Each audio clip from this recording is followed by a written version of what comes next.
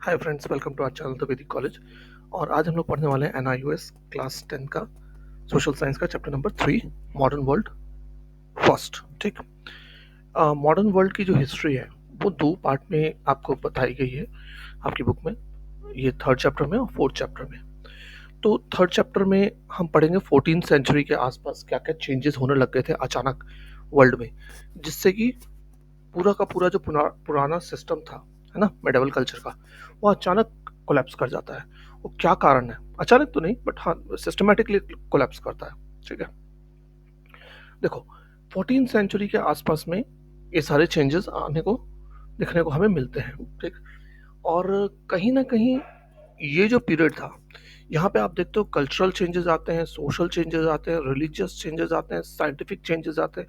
मतलब आपके जो लाइफ का डिफरेंट पार्ट्स हैं, है ना, हर पार्ट में चेंजेस देखने को मिलते हैं। ठीक।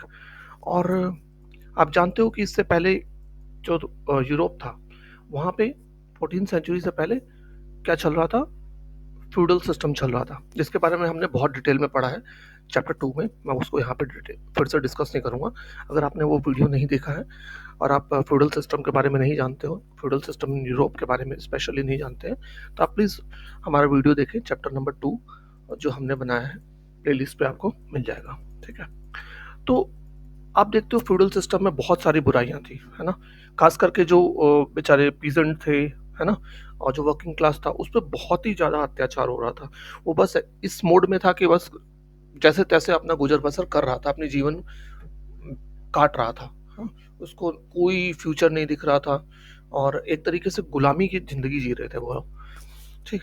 फिर अचानक अरब में वर्ल्ड में भी बहुत सारे चेंजेस हमें देखने को मिला, इस्लाम वगैरह का उदय हुआ। ठीक है। और कहीं ना कहीं अरब वर्ल्ड ही पहले साइंटिफिक और रैशनैलिटी की बातें करना शुरू करता है। ठीक है। अब ये कहना गलत है कि अरब वर्ल्ड ने ही शुरू किया था, इंडिया में तो हमेशा से ही साइंटिफिक और रैशनल बातें होती थी। लेकिन कहीं ना कहीं इंडिया का भी डार्क फेज ऑफ हिस्ट्री था मिडेवल पीरियड में, आप कह सकते हो, जहाँ पे कहीं ना कहीं जो साइंटिफिक अप्रोच हमेशा से इंडिया की रही है, हमेशा से दुनिया में इंडिया एक विश्व गुरु की तरह माना जाता था, उस पर कहीं ना कहीं अंकुश लगा था, है ना कहीं स्टॉपेज आया था। लेकिन स्टिल हम उस जमाने में भी बहुत कुछ हमने कंट्रीब्यूट किया है कल्चर को लेकर के। और थोड़ा सा डिप जरूर दिखा गुप्त काल के बाद में, लेकिन फिर भी हम कुछ ना कुछ कंट्रीब्यूट कर रहे थे। बट जो ये हिस्ट्री आज अभी, इसीलिए हिस्ट्री राइटिंग भी एक आप देखोगे आगे चल करके बड़ी क्लासेस में पढ़ोगे कि हिस्ट्री जो लिखा जाता है ना, वो कहीं ना कहीं आज तक यूरोपियंस हावी रहे हैं हिस्ट्री लिखने में। ठीक है। और उन्होंने अपना ही जो उनको आइडिया सूझा, उन्होंने वही लिख डाला दुनिया के बारे में। ठीक। तो लेकिन अब वो धीरे धीरे ट्रेंड चेंज हो रहा है, वो इंडिया के बारे में भी उन्होंने बहुत कुछ लिखा उल्टा सुल्टा, लेकिन अब हम अपनी हिस्ट्री खुद लिख रहे हैं, क्योंकि वो जब इंडिया आए तो उनको जो दिखा उन्होंने उस हिसाब से लिख दिया। पर वो बहुत सारी चीजें नहीं जानते थे जो कल्चर में हमारे थी, उनको समझ में नहीं आया, है ना। तो अब हम भी हिस्ट्री राइटिंग कर रहे हैं तो हम अपना लिखते हैं। खैर, coming back to the point, आपकी बुक के बाद हिसाब से वो जो साइंटिफिक इंक्वायरी और रैशनल बातें करने का जो चलन था, वो कहीं ना कहीं अरब वर्ल्ड से उठा और वो फिर यूरोप भी पहुंच गया। ठीक है। अब यूरोप कैसे पहुंचा और क्या कहानी थी, अब हम ये पूरा डिटेल में पढ़ेंगे। ठीक है। तो इस चैप्टर में आप देखने वाले हो कि फ्यूडलिज्म का डिक्लाइन होता है, उसका क्या इम्पैक्ट होता है, रेनेसा देखोगे, रिफॉर्मेशन देखोगे, पढ़ोगे, साइंस का डेवलपमेंट पढ़ोगे आप, है ना। और इसी जमाने में आपके बहुत सारे डिस्कवरीज होती है, अमेरिका की डिस्कवरी होती है, इंडिया का रूट ढूंढा जाता है, यूरोप से इंडिया तक का रास्ता, है ना। वास्को ड गामा आया था ना, नया रूट ढूंढा था। रूट तो पहले से भी था, लेकिन वाया मेडिटेरेनियन था, है ना, गल्फ कंट्रीज के थ्रू। लेकिन अब डायरेक्ट वो लोग यूरोप से कनेक्ट हुआ रास्ता नया ढूंढा उन्होंने। क्यों है वो भी हम डिस्कस करेंगे। डिस्कस क्या करना, आप तो जानते ही होगी, यूरोपियंस और जो अरब वर्ल्ड था, उन दोनों में कहीं ना कहीं टकराव था, इस बात को लेकर के रिलीजियस वॉर था। यूरोपियंस क्रिश्चियनिटी को मानते थे, ये अरब वर्ल्ड वाले इस्लाम को। तो दोनों का आपस में कहीं ना कहीं टकराव हो गया, दोनों रिलीजन का, और उस वजह से ट्रेड इम्पैक्ट हुआ। और जो रास्ता था, है ना, जो इंडिया से माल जाता था यूरोप वाया अरब कंट्रीज, वो कहीं ना कहीं डिसरप्ट हो गया था, है ना। तो उस वजह से ही कहीं कहीं फ्यूडलिज्म डेवलप हुआ था, जो आप पिछले चैप्टर में पढ़ चुके हो। ठीक है। फिर जब रेनेसां वगैरह हुआ, रिफॉर्मेशन हुआ, तो उसके कारण इंडस्ट्रियल रेवोल्यूशन भी आया यूरोप में। इंडस्ट्रियल रेवोल्यूशन की वजह से American revolution, French revolution, Germany का यूनिफिकेशन, इटली का यूनिफिकेशन, इवन रशियन रेवोल्यूशन, ये सारी चीज़ें हो धीरे धीरे एक के बाद एक होती चली गई। और आप इन सब के बारे में इस चैप्टर में पढ़ोगे। ठीक है, इस चैप्टर को मैं 2 पार्ट में बनाने वाला हूँ। पहले हम पढ़ेंगे फ्यूडलिज्म, रेनेसा का रिफॉर्मेशन, डेवलपमेंट ऑफ साइंस और मेजर साइंट वॉयज डिस्कवरीज के बारे में पढ़ेंगे। ठीक है, पहले पार्ट में। चलिए, इम्पैक्ट ऑफ फ्यूडलिज्म। जैसा कि मैं बता रहा था आपको कि फ्यूडलिज्म का इम्पैक्ट क्या था, इतना ज़्यादा लोग परेशान थे, जो पीजेंट क्लास था वो कहीं ना कहीं इनसे मुक्ति चाहता था। ठीक है, इसी बीच क्या होता है कि यूरोप में एक बार फिर से जो है आपका सिटीज और न्यू टाउन्स का रिवाइवल होना शुरू होता है। क्यों? क्योंकि अब ना फिर से लोग, जो वो ट्रेड बंद हो गया था ना, वो कहीं ना कहीं खुल गया था। ठीक है, अरब अरब कंट्रीज के थ्रू। ठीक, एक बार फिर से कहीं ना कहीं कॉम्प्रोमाइज हुआ, दोनों ने बातें की होगी रिप्रेजेंटेटिव्स ने, और वो ट्रेड खुल गया। ट्रेड खुलने का रास्ते से हुआ क्या कि आपका जो मिडिल क्लास था, वो ट्रेडर्स जो थे वो एक जगह से दूसरी जगह मूव करने लग गए, फिर से वो पैसा बनाने लग गए ट्रेड पे। तो एक मिडिल क्लास राइज करने लग गया। जब मिडिल क्लास राइज करने लग गया तो आपका टाउन्स और सिटीज नए नए आने लग गए, है ना, नए नए टाउन्स और सिटीज रिवाइव हो गए। इन टाउन्स और सिटीज में क्या होता था, प्रोडक्शन के सेंटर बन गए ये, है ना। यहाँ पे इलेक्शन होने लग गया, इलेक्टेड जो गवर्नमेंट फॉर्म होने लगे इलेक्शन के थ्रू। ठीक है, तो जो फ्यूडलिज्म में अभी भी ग्रेस्प थे लोग, है ना, पीजेंट्स वगैरह, अब वो लोग कहीं ना कहीं भाग के इन टाउन्स और सिटीज में आने लग गए काम ढूंढने के लिए। क्यों? क्योंकि यहाँ पे काम अच्छा था, लाइफ अच्छी थी, गुलामी से तो बेटर लाइफ थी यहाँ पे आकर के, है ना। और यहाँ पे काम की कमी भी नहीं थी, बहुत काम था यहाँ पे, भर भर के काम था। ठीक, अब और पीजेंट्स को ऊपर से क्या मिलता था, यहाँ पे कैश मिलता था। ठीक है, बार्टर सिस्टम नहीं था। ठीक, क्योंकि जो ट्रेडर्स थे वो कहीं ना कहीं विदेशों में जाकर के लाते थे सामान, तो उनको भी कैश चाहिए होता था, है ना। Cash in the form of, कैसे आपका उस जमाने में क्या चलता था, मेनली कैश, या तो सिल्वर कॉइन्स चलते थे, या तो आपका गोल्ड कॉइन्स चलते थे, मेजरली सिल्वर ही चलता था, है ना। तो इस चलते अब कैश ही में डील किया जाता था। ठीक, तो मिडिल क्लास के पास काफ़ी अच्छा पैसा होने लग गया आपका ट्रेड की वजह से। तो ये मिडिल क्लास जो है ना, सोशल हायरार्की में ऊपर होने लग गए, है ना। अब देखो, एक तरफ किसी के पास पैसा ज़्यादा हो, किसी के पास कम पैसा, तो अपने आप ही सोसाइटी में हायरार्की बन जाती है ना। और इसके वजह से क्या हुआ कि ये जो फ्यूडलिज्म का था, फ्यूडल लॉर्ड्स वगैरह थे, इनका प्रभाव कम होने लग गया। क्योंकि ये जो मिडिल क्लास था ना, ये डायरेक्टली मोनार्क्स को पावरफुल बनाने लग गए, अपना सपोर्ट देने लग गए। ठीक, तो फ्यूडल लॉर्ड्स कहीं ना कहीं डूबने लग गए। ठीक है, ये डिक्लाइन का कारण बनने लग गया फ्यूडल लॉर्ड्स का। और साथ में फ्यूडल लॉर्ड्स आपस में लड़ते भी रहते थे, वो भी इनका एक मेजर कारण था डिक्लाइन का। ठीक, अब लोग धीरे धीरे हर चीज़ों को क्वेश्चन करने लग गए थे, है ना। अब जब क्या हुआ, अब जब लोग एक जगह से दूसरी जगह जाने लग गए, है ना। अब देखो, रेनेसा का पीरियड आ गया। रेनेसा का पीरियड क्या था, लोग पुराने, ऐसा नहीं अंधविश्वास में बिलीव करने लग गए, अब लोग ना अंधविश्वास में कम बिलीव करने लगे, लोग क्वेश्चनिंग ज़्यादा करने लग गए। ठीक है, तो रेनेसा का मतलब होता है रीबर्थ। हाँ, लोग अब हर चीज़ को क्वेश्चन करने लग गए थे धीरे धीरे, फिर से रीबर्थ टाइप में, है ना। जैसा बच्चा नहीं होता, हर चीज़ पे क्वेश्चन करता है, ये क्या है, वो क्या है। तो इसी तरीके से लोग क्वेश्चन करने लग गए थे, खड़ा करने लग गए थे। वो क्यों करने लग गए थे, वही पढ़ते हैं हम। अब वो क्वेश्चन किन चीज़ों के बारे में करने लग गए थे, कल्चर के बारे में, इंटेलेक्चुअल के बारे में, रिलीजन के बारे में, सोशल और पॉलिटिकल लाइफ के बारे में, है ना। अपने देश के तो करते ही करते थे क्वेश्चन, वो साथ में विदेश के बारे में भी वो क्वेश्चंस करते थे। ठीक है, आस पड़ोस के बारे में कि क्या चल रहा है, क्यों चल रहा है, ऐसा मतलब खुल के डिस्कशन होने लग गया था। ठीक, तो ये पीरियड में अगर आप देखते हो कि बहुत ज़्यादा अर्बनाइजेशन होता है, नए नए ट्रांसपोर्ट और कम्युनिकेशन के मीन्स आते हैं। ठीक है, डेमोक्रेटिक सिस्टम डेवलप होता है, फिर यूनिफॉर्म लॉज आते हैं। पहले यूनिफॉर्म लॉ नहीं होता था। ठीक, यूनिफॉर्म लॉ सिस्टम बनाया गया, है ना। तो 14th सेंचुरी में हुआ क्या ऐसा कि ये सब चीज़ें होने लग गई। देखो, 14th सेंचुरी में एक तो हुआ कि ट्रेड रिवाइवल हुआ, है ना। तो ट्रेड रिवाइव करने से क्या हो गया, ट्रेड रिवाइव करने से मिडिल क्लास आपके सामने उभर के आया, है ना। साथ में ये सेंटर जो था ना, कहाँ पे था इसका, इटली था रेनेसा का सेंटर। ठीक है, अब इटली बहुत सारे स्मॉल सिटी स्टेट्स था, क्यों? क्योंकि पहले रोमन कंट्री थी, रोमन एम्पायर था यहाँ पे, है ना? और रोमन एम्पायर डिसइंटीग्रेशन के बाद ये कहीं ना कहीं स्मॉल सिटी स्टेट सामने उभर के आता है। ठीक।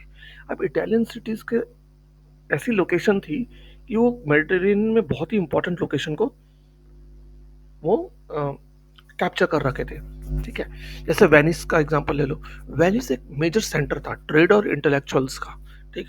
वहाँ पे लोग आते थे, अलग अलग देशों से आते थे, है ना?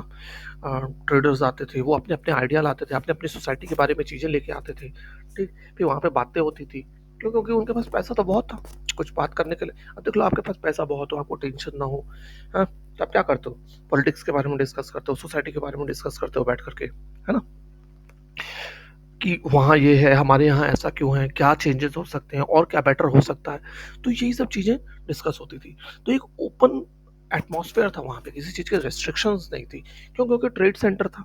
तो वहाँ पे लोगों के विचार अपना रखने के लिए सबको, मतलब ऐसा कोई गवर्नमेंट दबाव नहीं देती थी कि तुम ये चीज़ें नहीं कर सकते या वो चीज़ें नहीं कर सकते, क्योंकि ओपन कल्चर था वहाँ पे। ठीक है। तो इससे क्या हुआ कि लोगों में उत्सुकता आई, है ना? लोग एकेडमिक एटमॉस्फेयर बना, आर्टिस्टिक एटमॉस्फेयर बना, कल्चरल डेवलपमेंट बने बढ़ी। ठीक। और ये पीरियड साथ ही साथ क्या हो रहा था?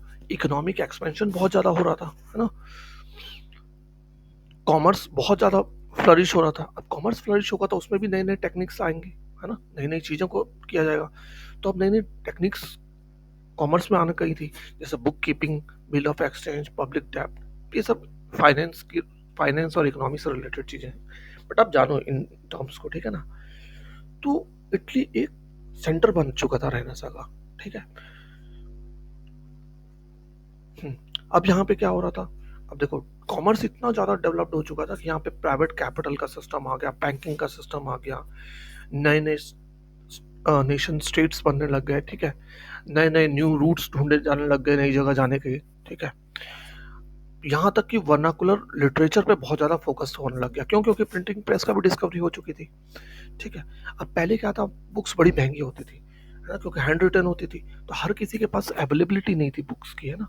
तो उतना ज़्यादा पढ़ाई का एक्सपोजर भी उतना नहीं था। लेकिन अब क्या हो गया, प्रिंटिंग प्रेस आने से किताबें बहुत सस्ती हो गई। हम्म, हर कोई खरीद सकता था उसको। ठीक है। तो धीरे धीरे ना पढ़ाई का कल्चर डेवलप होने लग गया। मेरा मानना है, देखो हर किसी का अपना अपना तरीका हो सकता है हिस्ट्री जब आप पढ़ते हो तो एनालाइज करने का। मेरा मानना है कि प्रिंटिंग प्रेस एक रेवोल्यूशनरी चीज थी, जिसके वजह से ही रेनेसां हुआ। ठीक है। जब किताब आई लोगों के पास, लोग आइडियाज पढ़ने लग गए, दूर दूर के आइडियाज पढ़ने लग गए, या जो लोकली इंटेलेक्चुअल लोग थे वो किताबें लिखने लग गए और उनके आइडियाज लोग पढ़ने लग गए, तो लोगों को और भी ज़्यादा दिमाग खुलने लग गया, है ना? वो और उस बारे में सोचने लग गए, अपने आइडियाज पुट फॉरवर्ड करने लग गए। हम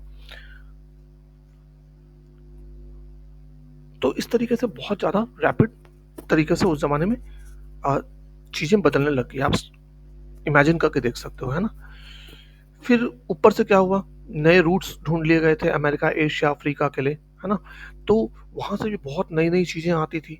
अब यूरोपियंस पहले अ, चीजों को कम चीज लिमिटेड चीजों को यूज करते थे, बट अब और भी चीजें आने लग गई। ठीक है। अब और चीजें आने लग गई तो और कंजम्पशन बढ़ गया नई नई चीजों का। ठीक है। क्योंकि उनके पास पैसा तो था ही, पैसा आने लग गया था उनके पास, काफी कमाई होने लग गई थी मिडिल क्लास के पास। तो मर्चेंट्स जो थे उनमें एंटरप्रेनर्स भी बहुत सारे बने, बैंकर्स भी बने, है ना? तो एक पूरा रिलेशन बन गया ना कैपिटलिस्ट इकोनॉमी का, आप देख रहे हो। फिर इसी बीच में जब कैपिटलिस्ट, जब देखो कहीं ना कहीं जब इकोनॉमी स्ट्रांग हो जाती है ना, तो फिर पढ़ाई लिखाई की बातें बहुत होती है। ठीक है। अब देखो अमेरिका, अमेरिका की आज के हालात देख लो, वहाँ इकोनॉमी एकदम स्ट्रांग है। तो वहाँ क्या है, रिसर्च वगैरह पे बहुत ज़्यादा फोकस किया जाता है, वहाँ की पढ़ाई का स्टैंडर्ड बिल्कुल अलग है ना? और जबकि जो गरीब देश है वहाँ पे आप देखो तो पढ़ाई वढ़ाई में लोग उतना ज़्यादा ना तो इन्वेस्ट करते हैं, ना उतना फोकस करते हैं। क्यों? क्योंकि उनको अपना सब्सिस्टेंस इम्पॉर्टेंट रहता है। उनको रहता है कि हाँ यार, बस इतना सीख लो कि बस काम कर सको और पैसा कमा के खा सको, अपने बच्चों को पाल सको, खुद खा सको। वो हमेशा इसी ताक में लगे रहते हैं, हमेशा उनका लाइफ का पैटर्न ही वही रहता है। लेकिन आप देख लो जिनके पास पैसा होता है वो हमेशा आपका स्टडी पढ़ाई की तरफ जाएंगे, हमेशा पढ़ाई की तरफ ही इन्वेस्टमेंट होगा, जिसके पास भी पैसा आएगा। ठीक है। तो humanism, rationalism, spirit of inquiry वगैरह बहुत डेवलप होने लग गई यूरोप में, क्योंकि उनके पास पैसा आ गया था। ठीक है, वो यही बातें करते रहते थे बैठ करके कि क्या सोसाइटी में चल रहा है, यहाँ की सोसाइटी में ऐसा क्यों है, वहाँ की सोसाइटी में ये है वो है, हम अपने सोसाइटी में ये जो चीज़ें हैं गलत चल रही हैं उनको कैसे डेवलप किया जा सकता है, क्या किया जा सकता है। आपस में बैठ के हमेशा डिस्कशन ही चलता रहता था लोगों का। ठीक, नए नए स्कॉलर्स आए, उन्होंने अपनी किताबें लिखनी चालू की, प्रेस में लिखते थे वो, उससे और भी लोग पढ़ते थे और प्रभावित होते थे, उसका और डिस्कशन होता था। आज भी देखते हो आप, जो पेपर वेपर में आती है न्यूज़ व्यूज़, आप देखो नाई वाई की दुकान है, चाय वाई की दुकान में बैठ कर डिस्कशन चलता रहता है लोगों का आपस में, है ना। तो वैसे ही उस जमाने में भी होता था। ठीक है, तो इतना ज़्यादा ये डिस्कशंस वगैरह एक पॉइंट पे पहुंच गया कि लोग ना अब चर्च की अथॉरिटी में भी क्वेश्चन करने लग गए। ठीक है, उस जमाने में देखो history, art, language, literature, ethics वगैरह में बहुत अनप्रेसिडेंटेड मतलब डेवलपमेंट हुआ। ठीक है, पहले इतना कभी भी डेवलपमेंट नहीं हुआ था। ठीक, अब लोग बातें करने लग गए कि अ, जो इस जन्म में हम जितना ज़्यादा वर्ल्डली प्लेजर्स को एंजॉय कर सकें वो बेटर है। अब लोग वर्ल्डली प्लेजर्स पे फोकस करने लग गए थे। उससे पहले क्या था, मिडिवल एरा में लोग चर्च पे बहुत बिलीव करते थे, है ना। और वो मानते थे कि हाँ भाई ये वर्ल्डली प्लेजर कोई मायने नहीं रखता, लाइफ इंपॉर्टेंट है आफ्टर डेथ। तो वो चीज़ों में बिलीव करते थे और बहुत ही लिमिटेड रिसोर्सेज में रहते थे। लेकिन अचानक लोग वर्ल्डली प्लेजर्स पे ज़्यादा फोकस करने लग गए। ठीक, रेनेसां का कारण आप देखोगे इस जमाने में आर्ट और लिटरेचर में बहुत ज़्यादा काम हुआ। आर्ट की अगर आप बात करो, पेंटिंग की, तो आप देखो पेंटर्स जो थे ना, आप सीधा सिंपल ड्राइंग्स नहीं करते थे। ठीक है, अब वो लोगों की anatomy, proportion of the human body, है ना, कि कितनी लेंथ है, कितना क्या है, उस हिसाब से कैसी पेंटिंग बनाई जाए, तो बड़ा डीप रिसर्च करके पेंटिंग्स बनाई जाने लग गई। ठीक, उसमें से कुछ एक आर्टिस्ट के नाम आप बड़े 100% जानते होंगे, लियोनार्डो डा विंसी को, माइकल एंजेलो को, राफेल, बॉटिसेली, टाइटी, टिटियान, ये सब बहुत ही बड़े बड़े पेंटर्स थे। ठीक, लियोनार्डो डा विंसी की मोनालिसा हर कोई जानता है ना।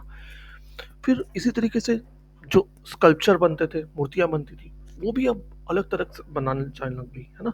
अब लोग मतलब यूरोप में खुली जगहों में मूर्तियां बनती थी। पहले क्या होता था, दीवार दीवार के आसपास बनाई दी जाती थी मूर्तियां वगैरह, लेकिन अब खुली जगहों में बनाई जाती थी। अब बहुत ही एडवांस लेवल की बनाई जाने लग गई थी। हालांकि ग्रीक में ही बनती थी बहुत ज़्यादा, लेकिन रेनेसां के बाद तो बहुत ही ज़बरदस्त मूर्तियां वगैरह बनाई जाने लगी। उन्हीं में से एक फेमस थे डोनाटेलो, जिन्होंने स्टैचू बनाया था डेविड का। ठीक है, और रेनेसां की वजह से कहीं ना कहीं यूरोप में नेशनलिज्म भी उभरने लग गया। कैसे नेशनलिज्म उभरने लग गया, देखो मैंने आपको बताया प्रिंटिंग आ गई थी। अब ना लिटरेचर बहुत ज़्यादा लिखे जाने लग गया।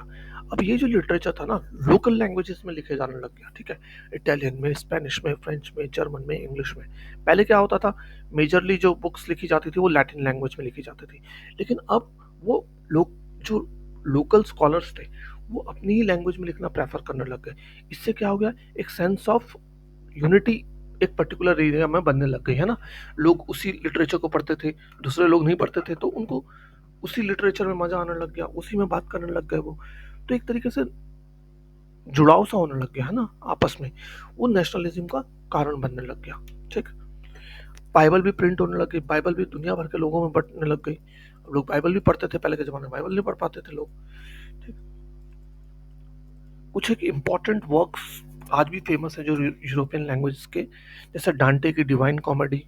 ठीक है, Erasmus In Praise of Folly, Dante ने लिखी है। ठीक है, माइका माइक मैकियावेली की The Prince and the Cervantes Don क्विक्टॉक्स। ठीक है, दांते और मैकियावेली ये दोनों बड़े फेमस राइटर थे उस जमाने के। तो इनके ये जो दोनों वर्क्स हैं बहुत बहुत लोगों ने पढ़ा और बहुत ही फेमस रहे। ठीक है, फिर इसके साथ साथ क्या हुआ, चर्च में भी अब लोग, अब देखो लोग फेथ पे भी क्वेश्चन करने लगे, क्वेश्चनिंग करने लग गए, है ना। तो आप प्रोटेस्टेंट रिफॉर्मेशन देखते हो, आप क्रिश्चियनिटी स्प्लिट हो जाता है, दो पार्ट में डेवलप हो जाता है, दो पार्ट में स्प्लिट हो जाता है क्रिश्चियन रिलीजन भी। ठीक है, अब उसको हम पढ़ते हैं कि क्या रिफॉर्म हुआ। देखो मिडिवल पीरियड में जो कैथोलिक चर्चेस थे वो कहीं ना बहुत ही ज़्यादा करप्ट थे, और वो हमेशा पैसा कमाने के चक्कर में रहते थे। हाँ, सुपरस्टिशन फैलाते रहते थे लोगों के बीच में, ठीक है। उन वो लोगों में ये फैला रखा था कि उनके पास एक ट्रू क्रॉस है, ठीक, जिससे कि लोग ठीक हो जाते हैं, ठीक है। उनका कहना था कि हीलिंग पावर है उस क्रॉस में, तो लोगों से उसके बदले में वो बहुत ज़्यादा चार्जेस लेते थे, ठीक है, पैसा लेते थे। और लोग भी ना ब्लाइंड फेथ था उनका उन बातों पे, वो कोई क्वेश्चन नहीं खड़ा करता था, ठीक है।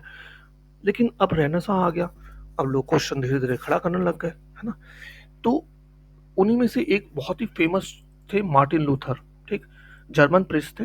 उन्होंने 1517 एडी में चैलेंज किया रोमन कैथोलिक अथॉरिटी को, ठीक, खुलेआम। उन्होंने कहा कि बाइबल ही खाली सोर्स है रिलीजियस अथॉरिटी का, ठीक। और अगर आपको साल्वेशन चाहिए तो आप सिर्फ जीसस क्राइस्ट में बिलीव करो, आप ये जो चर्च रास्ते बताता है ना इसको फॉलो मत करो, ठीक है। उसने चर्च के अगेंस्ट बहुत सारी बातें रख दी है ना। उन्होंने कहा कि चर्च जो है, चर्च में जो पोजीशंस है उनको बेचता है, इशू करता है लेटर्स ऑफ इंडल्जेंस, ठीक है। ये उनको इशू किया जाता है जो हाईएस्ट बिडर हो, जो सबसे ज़्यादा पैसा देने को तैयार हो, ठीक है। मार्टिन लूथर जो था उसको कहीं ना कहीं जर्मन प्रिंसेस का प्रोटेक्शन था। क्यों? क्योंकि मार्टिन लूथर ने कहा था कि वो प्रिंस को बोला होगा, प्रिंस क्यों सपोर्ट करेगा, कुछ उसको मिलेगा तभी तो बदले में। तो मार्टिन लूथर ने बोल रखा था चर्च की, उस जमाने में ना चर्च के पास बहुत प्रॉपर्टी हुआ करती थी, तो मार्टिन लूथर ने कह रखा था मैं चर्च की प्रॉपर्टी आपको दिलवा दूंगा, प्रिंस को कहीं ना कहीं, ठीक है। लेकिन हुआ क्या, 3 जनवरी 1521 को जो उस जमाने में पोप था, लो पोप लियो 10, उसने कहीं ना कहीं एक्स कम्युनिकेट कर दिया मार्टिन लूथर को कि तुम चर्च के खिलाफ लिखना बंद करो, ठीक है। लेकिन मार्टिन लूथर ने मना किया, ठीक है, और एक प्रोटेस्टेंट रिफॉर्मेशन चालू कर दिया, ठीक है ना। एक तरीके से प्रोटेस्ट करने लग गए वो कि ये सही नहीं है, वो नहीं है, तो उसी पे नाम पड़ गया प्रोटेस्टेंट्स का। आज भी है प्रोटेस्टेंट्स और रोमन कैथोलिक, दो है क्रिश्चियंस आज भी, ठीक। तो क्रिश्चियन वर्ल्ड दो पार्ट में बढ़ गया, प्रोटेस्टेंट्स और रोमन कैथोलिक्स, ठीक। इनके हिसाब से क्या था, क्रिश्चियंस को सेलिब्रेशन सिर्फ और सिर्फ क्राइस्ट दिला सकते हैं, ना कि कोई लेटर ऑफ इंडल्जेंस, ठीक है। अगर इंग्लैंड की बात करें, ये तो यूरोप की बात हुई, इंग्लैंड की बात करें कि इंग्लैंड में कैसे रिफॉर्मेशन आया, तो वहाँ पे एक किंग थे, किंग हेनरी एट, ठीक। वो ना शादी करना चाहते थे एक कॉमन लड़की से, ठीक है। उसका नाम था एनी बॉलोइन, ठीक। लेकिन चर्च के हिसाब से वो नहीं ऐसा कर सकते थे, वो कॉमन लड़की से शादी नहीं कर सकते थे।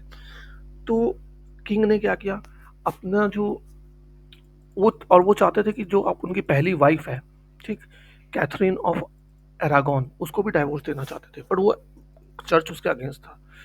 तो किंग हेनरी एट ने क्या किया, अपने चीफ मिनिस्टर थॉमस क्रॉमवेल को, है ना, उसकी हेल्प ली। उसने क्या किया कि उसने पार्लियामेंट में एक ऐसा लॉ पास किया कि जो राजा है वो चर्च से भी ऊपर होगा, जो भी राजा चाहे, मतलब अब चर्च गवर्न नहीं कर सकता राजा को, राजा ऑर्डर दे सकता है चर्च को भी, ठीक है। तो इस तरीके से उसने शादी की एनी बोलेन से, ठीक है, कॉमन कॉमनर थी। आप जरूर देखना, इस पे डॉक्यूमेंट्रीज वगैरह बहुत हैं एनी बोलेन पे, आप वो जरूर देखना, ठीक है। यहाँ पे कम दिया हुआ उसके बारे में, लेकिन आपको देखना चाहिए, आपको नॉलेज ले रहे हो तो पूरी नॉलेज लो। चलो, ठीक है। तो ये हुआ, उसी तरीके से फिर क्या हुआ कि रिफॉर्मेशन, अब रोमन कैथोलिक्स को भी समझ में आ गया कि हाँ यार कुछ ना कुछ तो हम में भी गलत है, तो उन्होंने अपने अंदर जो था ना कैथोलिक चर्चेस में भी सुधार करने की शुरू किया, उसको बोला जाता है काउंटर रिफॉर्मेशन, ठीक। उन्होंने करप्शन कम करना शुरू किया, है ना, और करप्शन पे ही फोकस रहा मेनली, तो ठीक। और ये बिगिन हुआ कहाँ, स्पेन में एक सोसाइटी ऑफ जीसस बनाई गई, और जिसका फोकस था service of God, charity, chastity और मिशनरी वर्क, इस पे फोकस था, ठीक। फिर जो मार्टिन लूथर किंग ने मूवमेंट चलाया था, फिर दूसरी कंट्रीज में ही पहुंचता है, और इसमें उसका साथ दिया है किंग हेनरी एट ने, इंग्लैंड के, है ना, और साथ ही हॉल्ड्रिक ज्विंगली ने और जॉन कैल्विन ने, इन लोगों ने भी मार्टिन लूथर का साथ दिया। ये मार्टिन लूथर जी की फोटो है, ठीक है। डेवलपमेंट ऑफ साइंस, अब देखो रेनेसां में लोगों ने क्वेश्चन खड़ा करना शुरू कर दिया। क्वेश्चन करेंगे तो रिलीजन पर तो था ही था, साथ में जो चीजें दिख रही थी उनको उस पर भी क्वेश्चन खड़ा होना शुरू हो गया। ठीक है, अब जब क्वेश्चन खड़ा करेंगे तो ऑब्वियस ही बात है, बहुत सारे साइंटिफिक एक्सपेरिमेंट्स भी होंगे। ठीक है, एक्सपेरिमेंट किया जाएगा, ऑब्जर्व किया जाएगा, पहले तो ऑब्जर्व होगा फिर उसको उसका एक्सपेरिमेंट किया जाएगा, है ना। तो ब्लाइंड फेथ कहीं ना कहीं हटता जा रहा था। तो ऐसी ही एक चीज थी क्या, आ, बहुत सारी चीजों पे क्वेश्चन उठने लग गया और बहुत सारी चीजों पे एक्सपेरिमेंट ऑब्जर्वेशन होने लग गया, है ना, साइंटिफिक इंक्वायरीज बहुत ज्यादा होने लग गई। तो लियोनार्डो डा विंसी ने भी इसी तरीके से एनाटॉमी में बहुत ज्यादा वर्क किया, एनाटॉमी और नेचर पे। ठीक है, आ, फिर इसी जमाने में ना मेडिसिन और ह्यूमन एनाटॉमी पे बहुत काम हुआ। फॉर एग्जांपल, एक माइकल सर्वेंटेस करके स्पेनिश डॉक्टर थे, उसने डिस्कवरी की सर्कुलेशन ऑफ ब्लड ह्यूमंस में। ठीक, फिर दूसरे डॉक्टर हुए एक विलियम हार्वी, इंग्लिश मैन थे, इंग्लैंड के थे। उन्होंने functioning of heart in purifying blood and it's circulation through veins ये एक्सप्लेन किया। ठीक है, कि हार्ट कैसे फंक्शन करता है, कैसे वो ब्लड को प्यूरिफाई करता है और कैसे ब्लड हमारे वेन्स में सर्कुलेट करता है, ये सारा विलियम हार्वी ने बताया। ठीक, दूसरी तरफ क्या हुआ, एस्ट्रोनॉमी के फील्ड में ही बहुत काम हुआ। उनमें से दो तीन नाम बहुत फेमस है, कॉपरनिकस, केपलर, गैलीलियो। कॉपरनिकस ने कहा कि देखो, उससे कि अर्थ जो है सन के आसपास घूमती है, लेकिन उससे पहले माना जाता था कि सन घूमता है पृथ्वी के आसपास। ठीक है, लेकिन कॉपरनिकस ने अपनी किताब on the revolution of the heavenly sphere में साफ साफ ये चीज बताई थी। फिर केपलर आता है, केपलर कहता है कि सर ठीक है, घूमती तो है ही पृथ्वी और दूसरे प्लैनेट्स भी सन के आसपास, लेकिन वो सर्कुलर पाथ में नहीं घूमते बल्कि इलिप्टिकल पाथ में घूमते हैं। ठीक, और सन और प्लैनेट्स के बीच में मैग्नेटिक अट्रैक्शन है, उसी की वजह से वो घूमते हैं इन ऑर्बिट्स में। फिर आइजैक न्यूटन आए, उन्होंने इस चीज़ को और डेवलप किया और उन्होंने अपना ग्रेविटेशन का लॉ दिया, है ना। फिर गैलीलियो आए, गैलीलियो ने अपना टेलीस्कोप बनाया, टेलीस्कोप से उन्होंने जुपिटर के मून्स, सैटर्न के रिंग्स, सन पे स्पॉट्स वगैरह का डिस्कवरी किया। तो इस तरीके से आप देखते हो कि हर फील्ड में धीरे धीरे बहुत सारे चेंजेस आ गए, है ना। डिस्कवरी ऑफ न्यू लैंड्स, अब देखो, अब ना लोग क्वेश्चन करने लग गए, है ना, ये भी क्वेश्चन करने लग गए कि क्या जो अभी हम जितने जानते हैं जिन जिन कंट्रीज के बारे में, उसके अलावा भी कोई और कंट्री भी है क्या पृथ्वी पे। लोग जानना चाहते थे, है ना, पृथ्वी को देखना और गोल देखना चाहते थे कि और क्या क्या जगह है जहाँ ढूंढी जा सकती है, कुछ नया ढूंढा जा सकता है ना। और ये किस चीज़ से मोटिवेटेड था, गॉड, ग्लोरी और गोल्ड से। अब मेजर मोटिफिकेशन तो गोल्ड ही था, पैसा कमाना ही सबका मोटिवेशन होता है, कोई भी काम हर कोई क्यों कर रहा है, पैसा कमाने के लिए, है ना। तो लेकिन और भी चीजें थी, है ना। अब देखो, ज्योग्राफिकल डिस्कवरीज से क्या क्या मिल सकता था, बहुत कुछ मिल सकता था, रॉ मटेरियल मिल सकता था बहुत सारा, है ना। कोई नई जगह अगर ढूंढ ले कोई, तो बिल्कुल कितना सारा रॉ मटेरियल मिल सकता है। और यूरोप में उस समय spices, cotton, precious jam, silk वगैरह बहुत कुछ आता था एशिया से, है ना। अब ये लोग क्या चाहते थे कि वो अरब पे डिपेंडेंट होकर देख चुके थे एक बार, तो अब ये फिर से वो दोबारा गलती नहीं दोहराना चाहते थे, है ना, मिडेवल पीरियड की। वो चाहते थे कि एक नया रूट ही ढूंढ डाला जाए यूरोप से एशिया तक का। ठीक, वो हुआ भी वही, वास्को डी गामा ने ढूंढा, है ना, डायरेक्ट रूट आगे चल करके।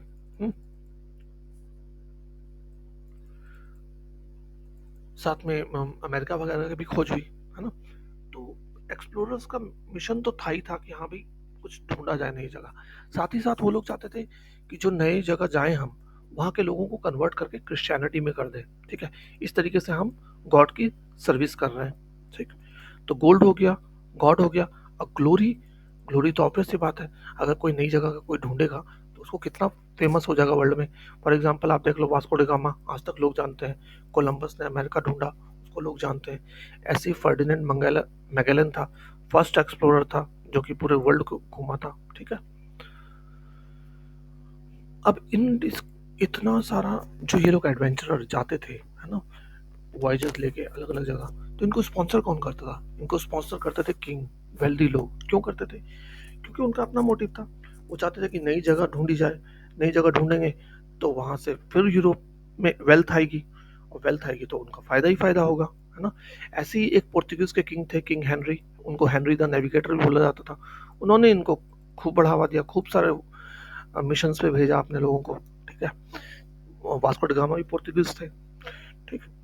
अब ये डिस्कवरीज अचानक इतनी ज़्यादा होनी भी क्यों लगी, क्योंकि कई चीज़ों का नया इन्वेंशन हो गया था, जैसे कि कंपास का इन्वेंशन, एस्ट्रोलैब का इन्वेंशन, एस्ट्रोनॉमिकल टेबल का इन्वेंशन, यहाँ तक कि मैप मेकिंग का भी एक नया आर्ट शुरू हो चुका था, ठीक है।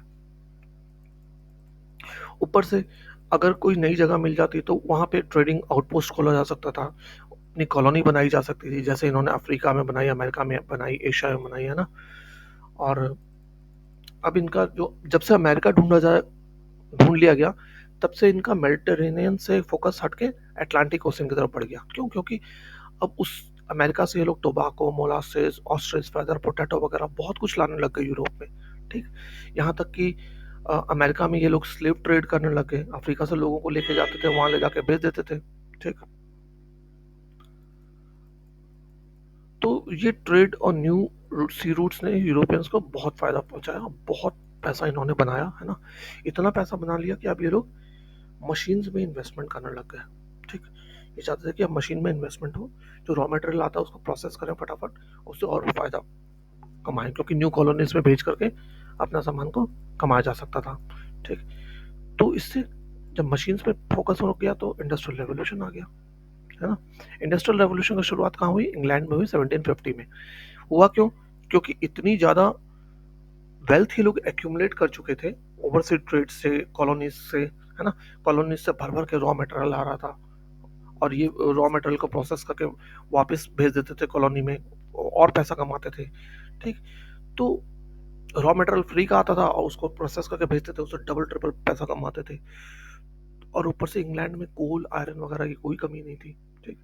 कैपिटलिस्ट एकदम उतावले थे कि नई मशीन्स बनाओ, स्पीड अप करो प्रोसेस को, प्रोडक्शन को स्पीड अप करो ताकि और प्रॉफिट कमाया जा सके, ठीक है। तो ये जो नई मशीन्स थी ये कहीं ना कहीं ह्यूमंस का भी काम कर रही थी, और एनिमल्स जो वर्क करते थोड़ा मोड़ा प्रोडक्शन में, उनको भी हटा दिया था इसने, हाँ। अब न्यू प्रोडक्शंस के कारण क्या हुआ? अब जब इतना ज़्यादा प्रोडक्शन हो रहा था तो किस जो आज की डेट में आप देख रहे हो वो उसी जमाने की देन है। तो जो इंडस्ट्रीज लगा रहा है, तो मशीनों को चलाने के लिए, है ना, प्रोडक्शन करने के लिए वर्कर्स चाहिए होंगे। तो दो क्लास बन गई साफ साफ, एक कैपिटलिस्ट क्लास और एक वर्कर क्लास। कैपिटलिस्ट क्लास को बर्गोइस बोलते थे, वर्कर क्लास को प्रोलेटरेट्स बोला जाता था, ठीक। तो ये चैप्टर मैं फिलहाल यहीं तक रोक रहा हूँ, ठीक है। और आगे हम लोग पढ़ेंगे एज ऑफ रेवोल्यूशंस, बहुत सारे रेवोल्यूशंस हुए, उन सबको पढ़ेंगे हम। और मैं इसको इसलिए यहाँ पर रोक रहा हूँ ताकि ज़्यादा लंबा ना हो, बोरिंग ना हो, और आप इंजॉय करके पढ़ते रहें। तो मिलते हैं आपको अगले वीडियो में, इसका अगला पार्ट देखते रहिएगा। Thanks for watching. जय हिंद।